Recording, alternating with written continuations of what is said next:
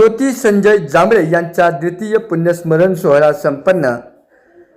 पेण तालुक्यातील वडखळ या ठिकाणी माजी जिल्हा परिषद सदस्य ज्योती संजय जांभळे यांचे पुण्यस्मरण सोहळा आज संपन्न झाला। जिल्हा परिषदेमध्ये केलेल्या कामाची आठवण आज जनतेकडून ऐकायला मिळत आहे। वडखळ पंचकृषीमध्ये त्यांचं नाव होतं, काही गर्व नाही। वेळोवेळी गरिबांच्या मदतीला धावून जाणाऱ्या त्या होत्या। अनेक कामे त्यांच्या माध्यमातून या भागामध्ये झालेली असून आजही लोक त्यांची आठवण काढत असतात। अगदी प्रेमळ स्वभावाच्या अशा ज्योती माई होत्या।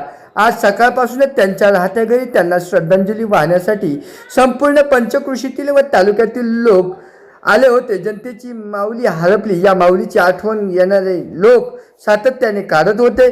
गोरगरिबांच्या सुखदुःखांमध्ये धावणारी अशी माऊली ही असल्याचे देखील लोकांमध्ये बोलले जात होते। सेना महाराष्ट्र न्यूजसाठी प्रतिनिधी संजय गायकवाड, पेण, रायगड।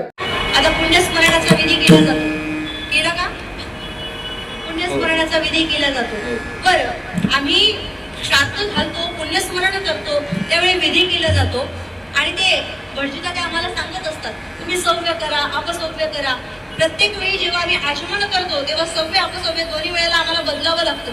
कधी कधी आचमन करताना सव्य करावं लागतं, कधी अपसव्य करावं लागतं। का बरं? याच्या मागचं कारण काय?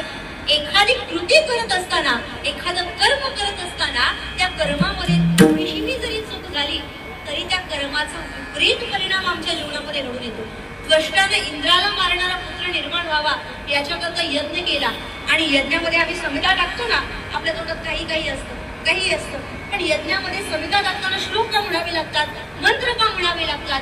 ज्या मंत्रांचं उच्चारण आम्ही आमच्या मुखानं करतो ना, तशी तो फलश्रुती आम्हाला प्राप्त होते।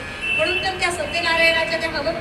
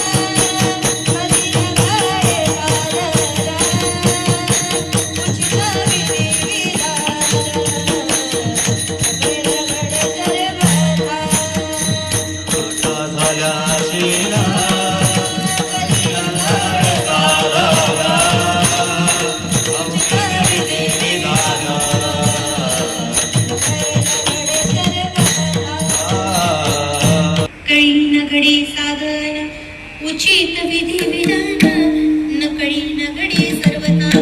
या मृत्यूलोकामध्ये पाहिलं तर सगळ्या वाटा क्षीण झाल्या म्हणजे काय झालं? जर्जर झाल्या। आता त्या वाटा पुसट झाल्या। आता त्या वाटा